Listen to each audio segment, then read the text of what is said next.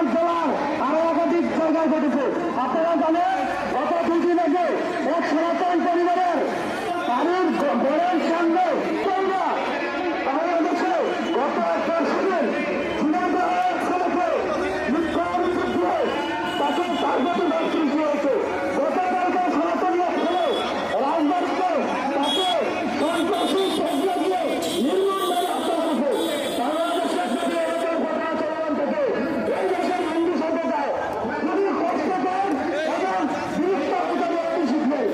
আমরা অন্তর্বর্তী সরকারের উদ্দেশ্যে বলতে চাই এরকম নির্মূল নির্যাতন প্রতি শিক্ষা বন্ধ করুন এবং তাৎক্ষণিক বিচার ব্যবস্থার আয়োজন করেন যেন বাংলাদেশের হিন্দু সম্প্রদায় এই বিচার পায় এবং সনাতন সম্প্রদায় এই লোকের মধ্যে ঘটনা করুন না তাদের প্রতি ঘটে। এই ধারাবাহিকতায় আজকের এই মানববন্ধনের উদ্দেশ্যে আমরা বলি সমগ্র সনাতনী সম্প্রদায় এই মানববন্ধন থেকে বলতে চায় সরকারের উদ্দেশ্যে আপনারা সনাতন সম্প্রদায়ের যানবাহনের নিরাপত্তা নিশ্চিত করুন এবং সনাতন সম্প্রদায়ের নিরাপত্তার জন্য তাদের যত ধরনের আইনি ব্যবস্থা আছে তাৎক্ষণিক বিচার ব্যবস্থা এই ব্যবস্থার মাধ্যমে সারা দেশ বিশ্বসহ সারা দেশের সনাতন সম্প্রদায়কে জানান এই দেশের সরকার নিরপরাধ। কারণ আজকের এই মানববন্ধন আমি আমার এই সংক্ষিপ্ত কথা বলে শেষ করছি। ধন্যবাদ সবাইকে।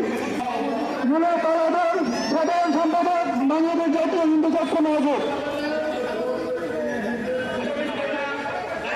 বাংলাদেশ জাতীয় হিন্দু মহাজোট আয়োজিত আজকে এই মানববন্ধনে যাদের অংশগ্রহণ করেছেন হিন্দু যুব মহাজোট চট্টগ্রাম বিভাগীয় কমিটি সহ সকলকে আন্তরিক ও সংগ্রাম শুভেচ্ছা। আপনারা জানেন শিবচন্দ্র দাসের হত্যা প্রতিরোধ আজকের এই মানববন্ধন। আজকের এই মানববন্ধন নতুন না, বাংলাদেশ সৃষ্টির পর থেকে আমরা মানববন্ধন